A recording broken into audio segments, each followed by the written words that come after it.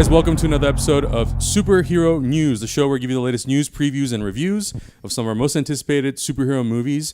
My name is Adam Hlavik. I'm joined here with Agustin Rios. Hey, guys. And Hector Navarro. What's up? So we just got out of the double feature of Avengers and Avengers Age of Ultron. This is our official review. This is actually the first movie that we are reviewing this year. Yeah. Because this is only one. This is one of three superhero movies coming out. We can't hear Hector, though. Can we get some mic on Hector? Hey, what's up? How's it going? We've got a bunch of cool stuff planned for the rest of this year. Movies coming out, and also we're going to go back and maybe revisit some older films as well for certain anniversaries and stuff. But let's talk about Age of Ultron. So the way we're going to break this down is we're going to talk about the pros, just overall. Then we're going to break down everything individually from story to cast to visuals and all that stuff. And then we'll talk about the cons, some things that we maybe didn't like. And then we're just going to wrap it up. And just so you know, this is a spoiler review. Yeah, if you haven't seen it, don't watch this. Exactly. And if you want to come back and watch this later, favorite the video, and then you can come back and watch it after you've seen the movie. So with that out of the way, Augustine, let's start with you. What were the pros for you for this movie just right off the bat? Pros right off the bat. At the beginning, there weren't a lot of pros. At the beginning, there weren't a lot of pros for me. I felt kind of bored at the very beginning. I say the biggest pro was the fact I feel like they're not afraid to change people up. Yeah. That they're accepting and they're readily accepting that, people change. People don't feel the same, or people want to move on and people want to do things. And that's what I really liked about it. When I came out of it at the end, I was like, okay, I can accept now that, the Avengers are not always going to be the classic Avengers that we started with. And that was a big pro for me. I really like that sort of change, and I like to see that kind of progress. What other specifics, if any, either in the beginning of the movie, in the middle, or just throughout entirely, what other pros did you... Or what things really stood out to you that you really liked? The vision. Yeah. The vision. I didn't want to go directly into it, but the vision stood out to me. The way the Hulk hit the first time is how Vision hit me this time. Yeah. He's just when he came up on screen, he's visually striking to look at. Just awesome. And his personality, I think, is going to grow on a lot of people. That was my list. Excellent. My pros are real similar to that. Yeah. Basically, I have two. Number one pro is I thought that this movie juggled all of those characters extremely well. Oh, man. I mean, this movie has a cast that is, I think, larger than any other Marvel movie up to this point. Yeah, of like huge. Main characters, Gigantic. Right? And it also introduced basically 4 new characters: Ultron, Scarlet Witch, and Quicksilver, and Vision. And I thought that them introducing those new characters was handled very, very well. So that was the probably the biggest pro for me, was that just all the new characters and the way they were able to bounce back and forth between all of the established characters. Second pro for me is, like what you were saying, the ending of the film. Yeah. The ending of the movie, and just the whole sort of tone of like the changing of the guard. Marvel is going to switch up the roster of the Avengers teams. We are planting seeds for future films. I mean, it really isn't that stagnant, and it's really cool that they're able to plan for different storylines in different movies. I mean, just from this, I want to see what happens in Captain America Civil War, clearly. Yeah. I can't wait to see Avengers Infinity War Part 1. Yeah. I can't wait to see, what happens to all of the characters at the end of this movie. Like, what happens to the missing ones? Where's Hulk? Yeah, where is he? Where did he go? Are they going to go into it, or are they just going to let him disappear for the rest of his life? Yeah, like what God, what's going to happen to Scarlet Witch now that she's on? I love that. I really am excited about that. So those are the two main pros for me, is that I thought that the movie handled all of the different characters and the new characters really well, and then the ending of the movie, my God, it in the same way that like the ending of Iron Man 1 with the after the credit scene. I'm here to talk to you about the Avenger Initiative. You're like, what? I'm so excited about the future. Yeah. And even the end of the first Avengers, to court them, to challenge them is to court death. And Thanos stands up. I'm like, what? Are you serious? Like, that feeling, I feel like, happened at the end with the new Avengers headquarters. Yeah. And you're like, then they're the new Avengers. They're really doing it. Yeah, I saw the new Avengers. I was like, oh, they're going to go in that direction. The new Avengers. So that's what I was most excited about. Those are my pros. Adam? Some of the pros for me, I really... Why is this happening right now? Sorry. Some of the pros for me, definitely, I think the big standout for me was the Vision. I really loved the way that he was introduced, how he was intertwined into the story, how Paul Bettany delivered and Ultron was definitely a standout. Also, I think James Spader did a really, really great job bringing a character that could have been very easily two-dimensional because he is essentially a robot, a machine. But he definitely gave him character, and it was cool to see little nuggets of things that were of the past and things that may come in the future. I do also have like a counter to that as well, but I think overall those were the things that to me stood out the most. And you know, the comedic, there were a lot of comedic bits in this movie. Some of them I didn't think hit as well, but the ones that did hit, I think they hit very well. It struck me out at first to see Ultron cracking jokes. Yeah. I was like, is he going to be doing it? But after a while, it was kind of like how Bane grows on you. This is how Ultron grew on me. At first, I saw his lips moving, and I was like, I'm not sure. But 5 minutes in, I was like, okay, that's cool. I don't mind it at all. So let's talk about the general story itself. So the story, if you were to really break it down to bare bones, is a very simple story of a robot who essentially wants to eradicate our planet because he feels like he's doing the right thing for mankind, which is like the worst type of villain because he always feels like what he's doing is justified. Did you feel like that bare bones story? Do you think it was enough to make this maybe not necessarily better than the first Avengers, but a good enough story to really make it stand on its own? Let me Hector, take that one. Comparing this one to the first one, I still feel like the Avengers, the first film, is overall kind of a better movie. Like it's more fun and it's more simple in a way, and it's more impressive that they were able to pull that off the first time. When they basically pull that off the second time, you know, I wasn't as impressed. Like, oh, there's different characters from different movies in the same, like, because again, we've seen that. So that trick, they can only do that one time. We're expecting that now. Exactly, you know? which is going to be the difficult thing of like the Justice League movie when that happens, because it's like, cool, Marvel did it in 2012, you know, and Fast and the Furious did it in 2011. But I think that with the simple story, I think that in terms of like the plot and the script of this film, I thought that the script was really, really good. And the ideas were really interesting and it was ambitious. And this movie, I feel like, is actually about something, which is like, you know, when you break it down, it's a comic book movie. It's about superheroes in colorful costumes punching bad guys. That's what comic books are. And that's real dumb. And sometimes you get an opportunity to say something about the world.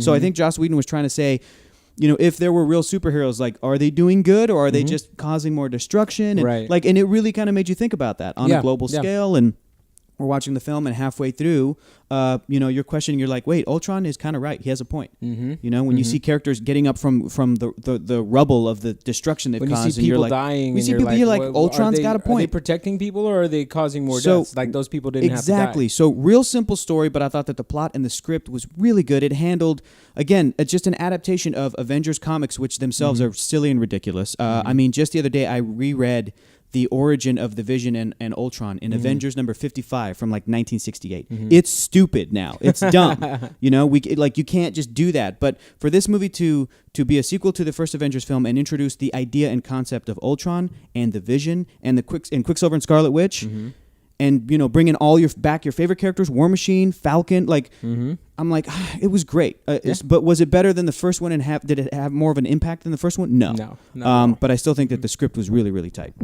Yeah, I have to agree with you. My favorite part was when you really saw Tony Stark struggling with his morals. You know, you really saw Captain America standing true to what he believes in, and it affected everybody else. Essentially, you get to see glimpses of, you know, like what's going to happen in future movies.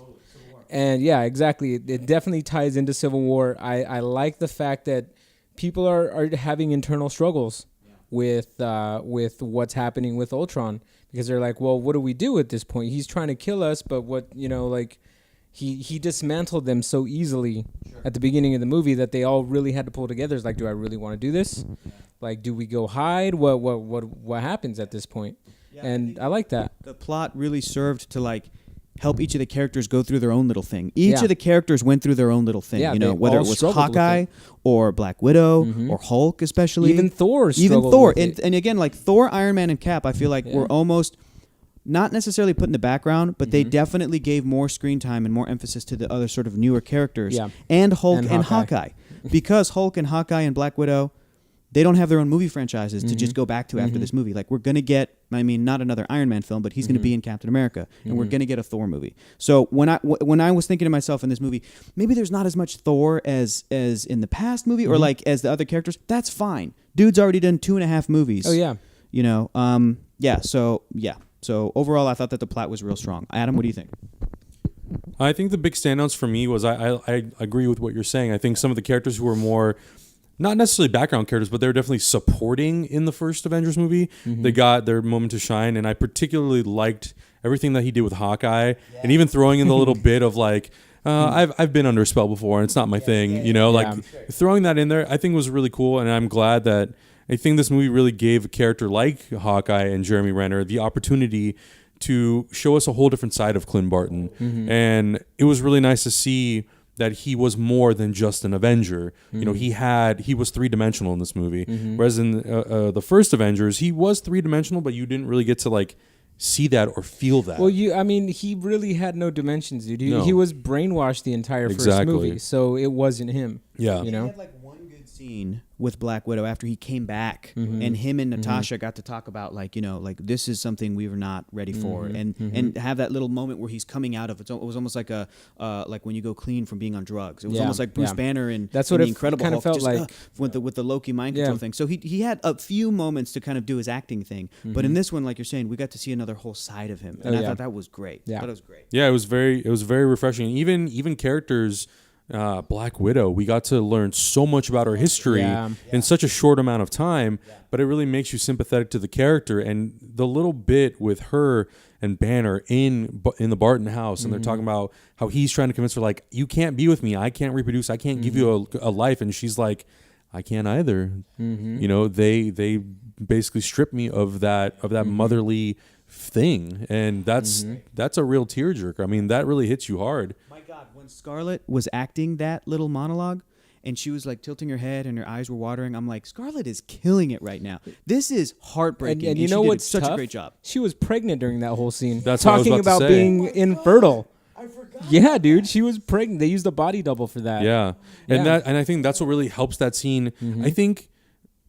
I think she still could have played it, but I think the fact that she was pregnant, and to like have to mentally think about that. What if I couldn't have kids and now I'm like with child? Yeah, I think that really hits you in a whole different way as an actor. She killed it at that scene, dude. She really killed it. And I also think the Maximoff twins. I like the way that they were integrated in. I think that also I know we're going to talk about performance later, but I think the way that they had to play it based on kind of what the scenario was, I think they did a really great job. Yeah. And obviously the one big plot point in the movie is Quicksilver gets killed at the end. And they really do almost make you believe like it's going to be Hawkeye. Oh, yeah. Josh Whedon. Lots of clues. Yeah, lots of clues. Like he's staring at his picture, and they're focusing a lot on him, and he has to go save that kid at the end. They're like, "Oh, I gotta do this. Okay, this is where I die." So how did you feel about that? Did you want Quicksilver to go on, and did you want Hawkeye to die, or were you okay with the way it was handled in the movie? I wanted Hawkeye to die. I really wanted Hawkeye to die because they got us to really like him, and it would have been more of like a gripping moment if Hawkeye died.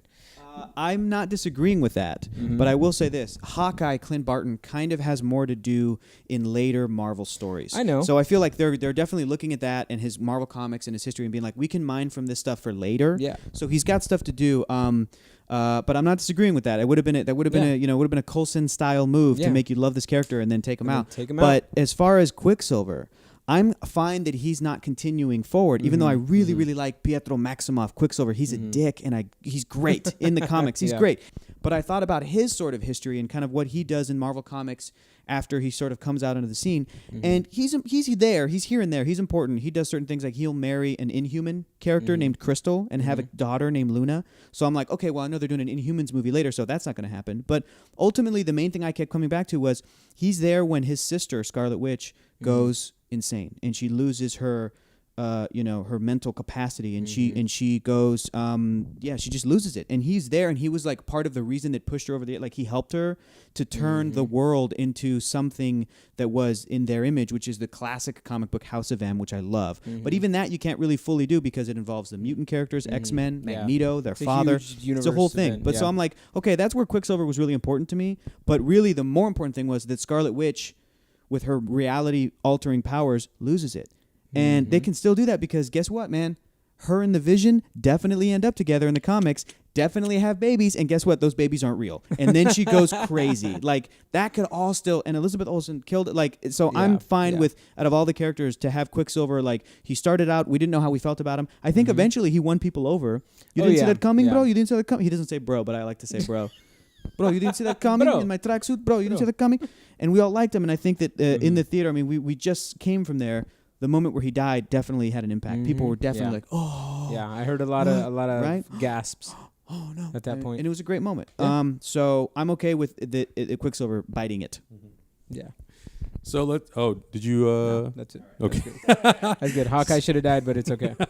So let's talk about some of the acting. Were there any particular standouts to you in terms of the acting that you were maybe hoping to see or maybe didn't expect and you were surprised by? Robert California killed it, man. Robert California killed it. Everything is sex. Everything is sex. It's so good. Ultron, man. Yeah, dude. So likable. He at first, I in my mind I kind of expected a more serious movie, but then they had a lot of fun with him. Is what I liked. He absorbed everything on the internet, and so of course he's gonna have some personality to what's going on. His like initial moments of life where he's like, this is weird because he like didn't have a body, and like I think that the smartest thing is that they gave him that sense of humor and that snarkiness because it makes him feel even more smart. Because we've seen so many movie robots where they're like, I have intelligence, and you're like, okay, but you're dumb because you don't understand humor, or you're like the Terminator and you have to learn the concepts of humor. But the fact that he had a sense of humor and like a soul, we were like, this is some advanced ass artificial intelligence right here. Like this guy is making references, like.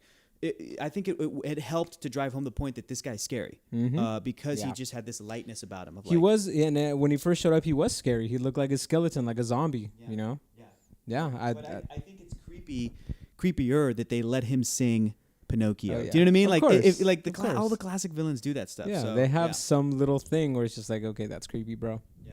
That's super creepy. Did you have any highlights for performance, Adam? Did you want to go through like character by character? No, I mean, I'm just more like overall. I mean, I think Jeremy Renner definitely was a standout. In terms of performance, it wasn't anything spectacular, but the thing that we were talking about before, where you actually got to see him have depth, that to me was really important. And if they would have just brought that character back and just had him be kind of the same character, then it would have been boring to me. I think Scarlett Johansson, she had a lot of highlights. She killed it. She had a lot of highlights. Even Mark Ruffalo, I think that character is such a conflicted character, and Mark Ruffalo really is able to sell the conflict, the inner turmoil that he has as Bruce Banner and this monster that everyone is always afraid of, that he doesn't really know, not even he can really control. He needs someone else, a third party, to really help him control himself and to be able to turn back into his human form. The writing on him was great, and Ruffalo just killed it. He nailed it. He nailed that character. I think this is the best version of Hulk that we have.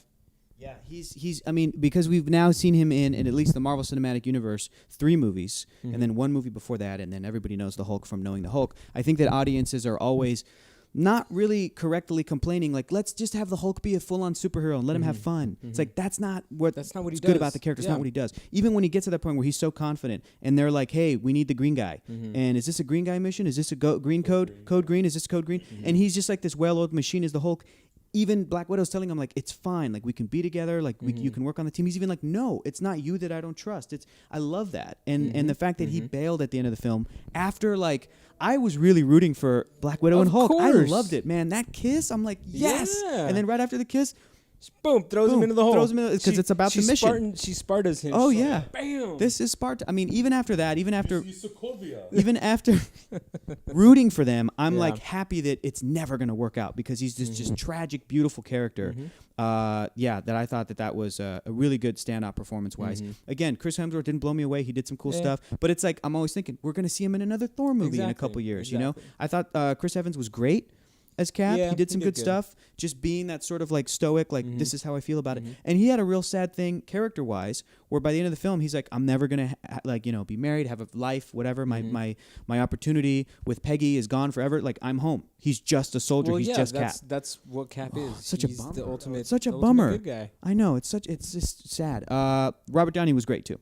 Yeah. Robert Downey coming off of Iron Man 3, where at the end of it, we're supposed to believe that he's very confident about who he is as a person, and he's like okay with being traumatized about the alien thing, but here he's still bringing it up all the time. Yeah. Great. Yeah. Great. So, yeah. What else you want to talk about, Adam? I definitely like Paul Bettany. I think for Paul Bettany to come into the movie and spend most of his time, a week at a time on each movie, just being a voice, but giving a voice so much personality that you love the character. Like I loved his performance as Jarvis as much as I like C-3PO. That supporting character that just through their voice they have personality, and when he shows up as the Vision. And he looks at Thor and he mimics the cape, even though it's like a full CG thing. Just his interaction, the way he like looks at Thor and how he interacts, and then when he kind of descends into the church and he's floating across from Ultron, and you can just see that like even though there are things about Ultron that he can understand, he still understands the danger and the death and destruction that Ultron will cause, and he has to do the right thing because he's on the side of life. Exactly. And the way he plays that scene. Yeah, man. I mean, to come in after 10 movies or 11 movies and to just fit right in like that, it's really hard. Yeah. And now that he's one of the new Avengers, he's going to be a more pivotal character. So it's for him to just come in and really just nail it. And when he hands Thor the hammer, oh man. I mean, the whole movie is really built up around the whole thing of like trying to lift Thor's hammer. No one can do it except for Cap. Are you worthy? Cap almost does it, and then he shows and we should probably get going. And he hands it to him, and you're just like, okay. The whole theater was just like, no way. Yeah. No better way to get an entire theater full of people to get on a character's side than like, look at how great he is. Look at how worthy he is. I love the scene where he first came to life and was staring at himself in the reflection of the window. And just, it was just beautiful. It's so poignant. It's so subtle. His performance was so good. I don't know what kind of CG and like, motion capture thing he had to work with, but I thought that his special effects were beautiful. I don't know if he was wearing contacts, but you can even see little details of like contacts. even around his pupils, there's like a little line that maybe they put in after. Yeah. So it's all digital. Absolutely. So the way that it was done mostly makeup and costume, and then they had tracking markers to add special details in, including the eyes. Perfect. So it's really like it's 90% Paul Bettany standing there, and then just a little 10% of detail. Just accents on his face. I mean, and it sold it to me. Yeah. I believe that he's in what's it called, vibranium infused. Right. Yeah. Synthezoid. He's not even an android at this point. He's like made of cells infused with vibranium. Right. Yeah. So how did you guys feel about the Easter eggs that they dropped in? They dropped in a lot of stuff. They dropped in things that lead into Infinity War, Civil War, Ragnarok, Black Panther. What else? Just a multiple amount of things. How did you feel about it? There's a lot to absorb, really, honestly, and we can go in and talk about each and every one, but we still don't know where they're going to lie. We still don't know where the rest of these movies are going to go. Yeah. I say we take them and we say that they're there, but there's no way I can say that, oh yeah, well, this is going to lead to this and blah, blah, blah. All we know for sure is like the movies that they have planned out. Yeah. Which is like Black Panther, and they're probably going to do stuff in Wakanda. They mentioned it with vibranium, and not only that, his main villain, his main arch enemy, is Ulysses S. Claw, who was played by Andy Serkis and was awesome. And when he got his arm cut off, I was just like, as a comic book fan, I'm like, yes, yes, satisfactory, good. Oh, they just did that. Needed to happen, good. Like those kinds of moments were great. Or when at the end of the film, Scarlet Witch is in trouble, Wanda, and it's Vision who goes and saves her. I'm like, yes, begin to fall in love. Yes, good, right? Falcon shows up and he's got the little red trim on his suit. Again, like that. So that's all that these Easter eggs are. People online are already saying this movie is a multiple viewing movie. Oh yeah, because we probably missed a bunch of stuff. I'm sure we missed a bunch of stuff. I loved all the stuff when they were going into the characters' heads and seeing their nightmares. I personally have a theory that Tony Stark's nightmare is going to come true. Oh, yeah. That all of those characters, the Avengers, are going to die in Avengers it's in Infinity space, War. It's with T'Chari stuff. Yes, It's going to yes. be Thanos. Thanos, killing absolutely. The everybody. shield is going to break. I think everything's going to happen. But I think that because it happens in the comic books, when a good character, a character like Captain America, gets his hands on the Infinity Gauntlet and like wears it, he can will everyone back to life because of just the power involved. So like I think that whatever Tony's vision is really is the end game, and those seeds are actually going to come to fruition. As Tony's opposed usually to, right. I mean, he's a futurist. That's his whole thing. You know, he could predict the future. So, but Easter eggs were awesome, dude. I love that stuff. Yeah. Squeak. Let's talk about the 3D. donut on the Let's floor. talk about the 3D briefly because I actually saw this movie 2 days ago and I saw it in 2D and I really went into it to just absorb the story. So now we all got to see it in 3D. What did you think about the 3D in general? I thought the 3D was awesome. Without Great. going into Any too much bias? detail. Well, No. We can actually talk about it now because by the time this goes up, this movie will be out. Oh, yeah. So Adam and I got to work on this movie, specifically the 3D. Yeah. Fist bump it, buddy. Yep. Boy. Boom. Boom. We did it. I thought that it was fantastic. I thought that when we saw the Ant-Man trailer in 3D beforehand, the stuff that really popped in 3D was when Ant-Man is shrinking and the camera follows him because he's got that after image, and I'm like, it's like a tunnel. It was great. I'm so excited about that. I thought Avengers 3D was stellar after the sort of opening scene where they like went after Strucker in his compound, because a lot of that felt very sort of compact. Even the stuff in the woods, because all the trees and everything, it felt like there wasn't that sort of room to breathe, and it really enjoyed the 3D like we had later on in the film. The only thing that bugged my eyes, like once or twice that I saw it in a few shots, was some like reflection stuff on windows in Stark Tower. Little tricky. It's not that big a deal, but we all kind of know how reflections work. Stuff has to have depth in windows, you know, mirrors, all that, everything. But when stuff gets pulled out, you can see little details kind of. It's a little jarring sometimes. There was a lot of, there was paint issues. There was all this other, but There are details that only we'll see. that only me and Adam and Hector will see because we were in the 3D business. Yeah. And I think it lent itself well. After a while, I forgot that it was even in 3D. Not the fact that not the fact that like you don't see the 3D. It's just that it feels so natural. Yeah. By the time you're midway through the movie. Absolutely. Yeah, I agree. I think this is like one of those few 3D movies where you watch it and you don't notice it in terms of it bothering you. Yeah, it's a it very doesn't bother comfortable viewing experience. You're not there was no point, and usually my eyes kind of get tired, but watching this movie I could sit and watch it and it wasn't distracting in a way that would make me not focus on the story. Right. And that's really big for us because we've been working in 3D for so many years, and to watch a movie and sit and actually pay attention to the story and not worry about the 3D, that's huge. So that's a really big accomplishment, I think, in the conversion. Yeah, at first I was looking for mistakes. Yeah. At first I was like, oh man, there's this, but then after I was like, you know what, this story rocks. Like I didn't even notice my brain switch over to just watching and enjoying this movie.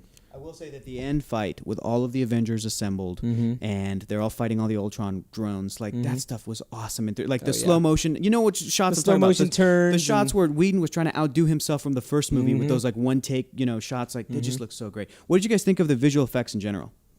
Fucking fantastic.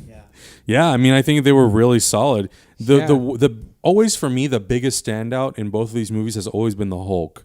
They always take so much time to make the Hulk, and it's a combination of Mark Ruffalo, it's a combination of the performance capture, and it's a combination of the visual effects artists really looking at the performance and translating the performance from just marks on Mark Ruffalo's face to actual character. That's to me, that's the biggest accomplishment of these movies. Ultron, to me, I'm on your side where I didn't really need to see so much articulation in the face. To me, I would have liked if the character was more like a C-3PO where most of it comes through the performance, not so much through every single nook and cranny of his face moving. It felt a little too Transformers for me. But I think to me that was a big standout. And I think overall, just in terms of how big the visual effects were, they felt they felt good. They looked good. And I thought they were very great. natural. Yeah. Everything just felt in this movie. Everything just feels comfortable when you watch it. Everything felt very real. My thing with Ultron is that I wish, like you said, I wish they would have just had. There's versions of Ultron where his face is stagnant, and when he talks, and even in the cartoon Earth's Mightiest Heroes, whenever he talks, his mouth just lights up. It's just and it's creepy. His face is jack-o'-lantern. That's what I would have liked. I think it would have been much Yeah. creepier to see just like the inside of the mouth light up and this dead, motionless, expressionless face. Because even when he's trying to convince you of things, you know that deep down there's something just off and evil about him. So yeah, I agree with you on that point. Yeah. So before our final thoughts, our final thing we want to talk about are cons. No movie is perfect. So let's talk about a little bit things that maybe we thought that either could have been improved or you just could have done without. Also, real quick before that, the sound design beautiful, Great. and the score was great. Yeah. We were and Brian Tyler, we were humming the score on the way out. So like, I can't wait to download it. All that stuff was solid. A bit of the movie in the beginning, especially, felt clunky to me. Yeah, it felt like some of the editing and some of the shots and stuff felt a little bit clunky. I don't know, just.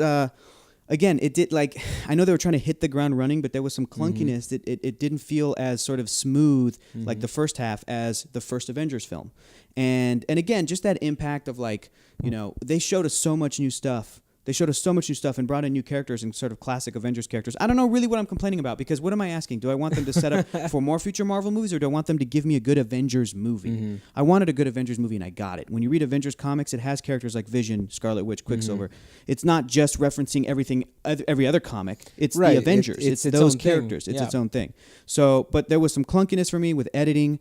I'm trying to think what else. I don't know. That's really all I can think of. August, you got anything? The first part of the first maybe 20 minutes of the movie were kind of boring, kind of bland. It felt like just sort of an extension of Avengers 1. I was like, yeah, I've seen these guys fighting together. I wasn't captured by the Hulk.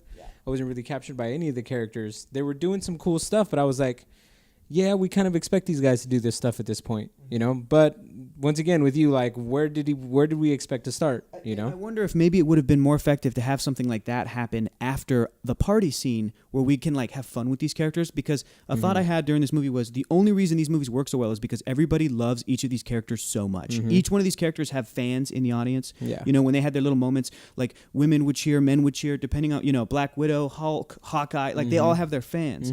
And that party scene was so, like, I could watch a whole movie of them just hanging out. Oh, yeah. That means that they're fun, likable characters. With Thor saying like, Jane's better. Like all that stuff is so great that I wonder if we had been introduced to them, reintroduced in that way first, to be like, oh, I love these guys. Oh, they're gonna go get Baron Strucker. Yeah. Like if the shot of all 6 of them would have been even more like, yeah, fuck yeah. Yeah, if they would have cut right when they were all like and then go to the part where they get the whatever Loki's staff with the scepter with the stone in it. It's almost like they could have pulled an Iron Man and done like a really jarring opening, or like a fun opening. I mean, he's in the Jeep and then he like gets kidnapped and then it says like 48 hours earlier. It's super and real. It sets up to that. It's super real. They could have done something maybe like start at the party scene and then when Ultron comes out, be like 48 hours earlier and then they're at Baron Strucker's and then we could something like that. But I don't know.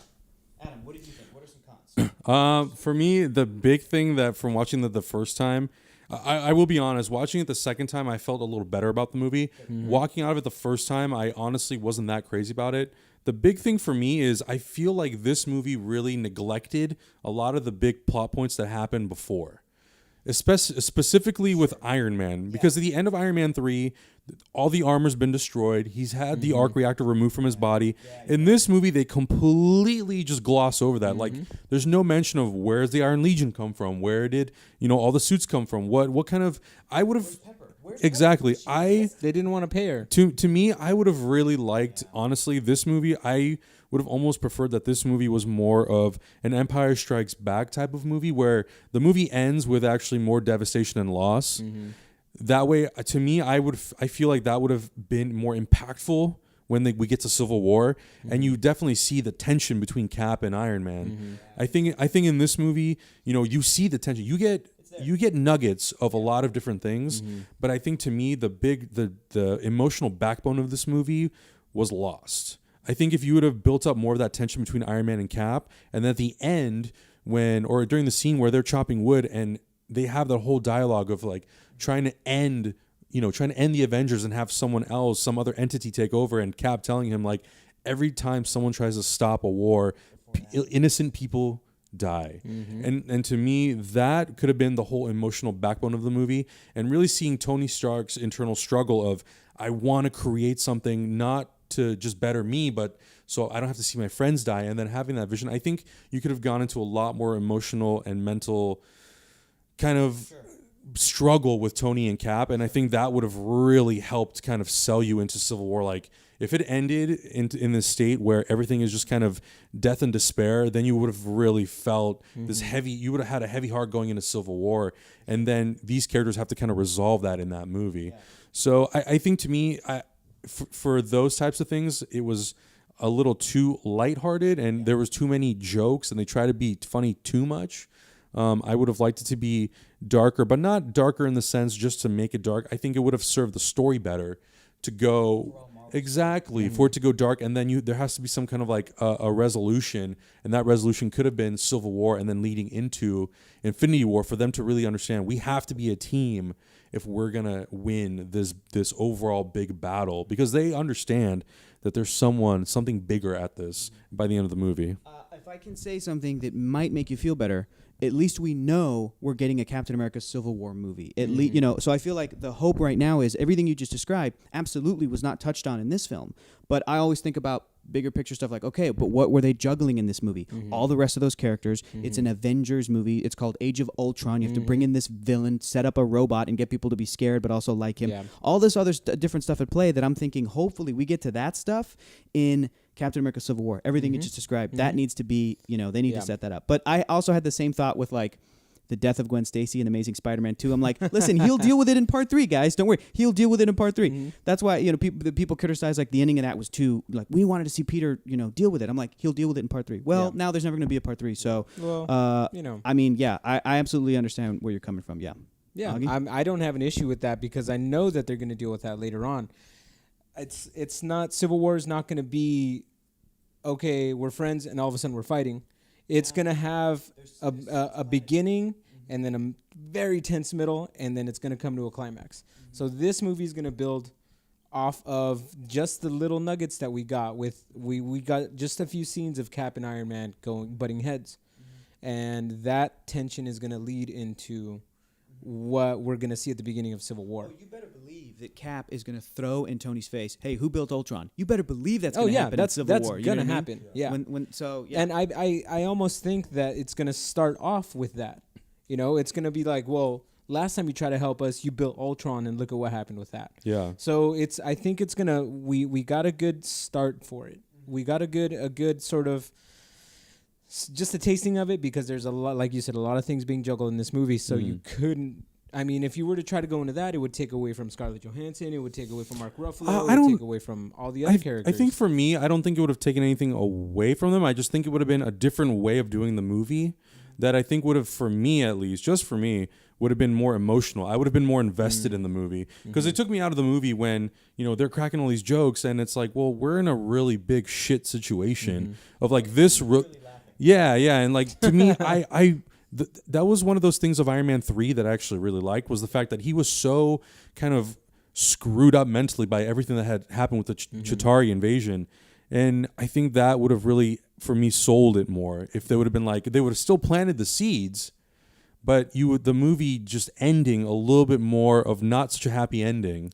I wasn't happy. It's not as peppy. It's not as peppy as the first Avengers, but it still ends on a note. You're like, cool. I can't wait to see Civil War, which I think you still want at the end of the movie. But I think from a different context, for me, I would have been like, wow, I can't wait to see how what happens between these two in Civil War, because you already have started that thing.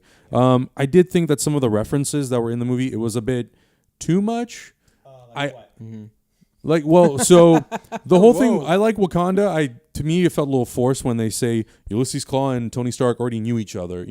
Those types of relationships I always hate. Same thing that they did with the Mandarin in Iron Man 3.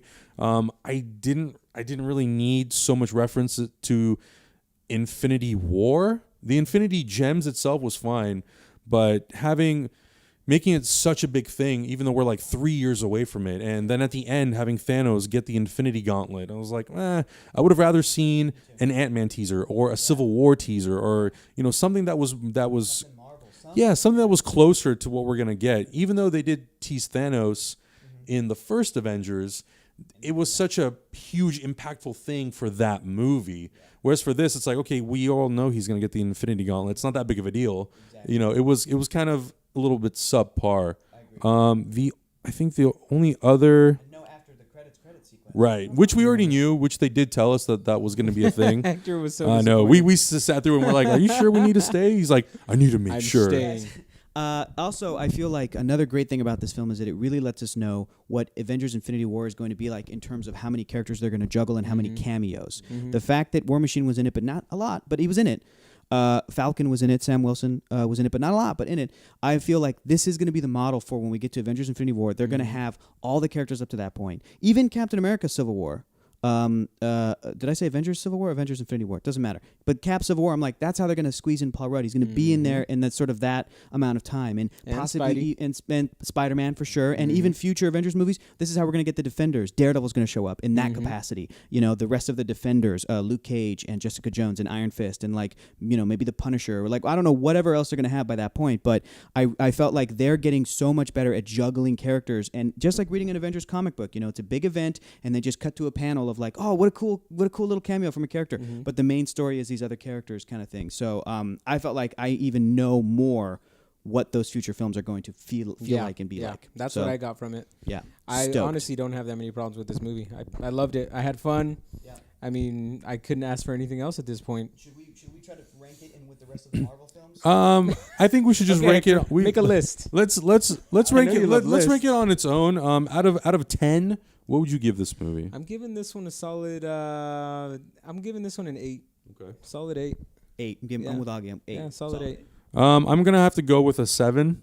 Even though I did enjoy the movie, I thought it was fun. It had a lot of good spectacle, but there were things that I was hoping were gonna get addressed that didn't get addressed. So that kind of knocks it down a point for me. But overall, I think we all had fun, which I think is definitely the point of these Marvel movies.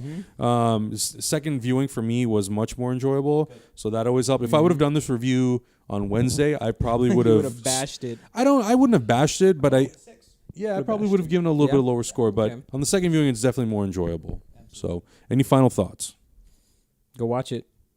I love the Vision so much. He's the best. That's my final thought, man. Marvel, they're my favorite. All right. They're doing good. Good things, guys. Thumbs up. Good job, Josh. All right, guys. Well, we definitely want to know what you guys think of this movie. So make sure you check this movie out. Unless you are waiting to watch this first and then review this, let us know in the comments below what you guys thought about Marvel's Avengers Age of Ultron. We will see you guys in the next review.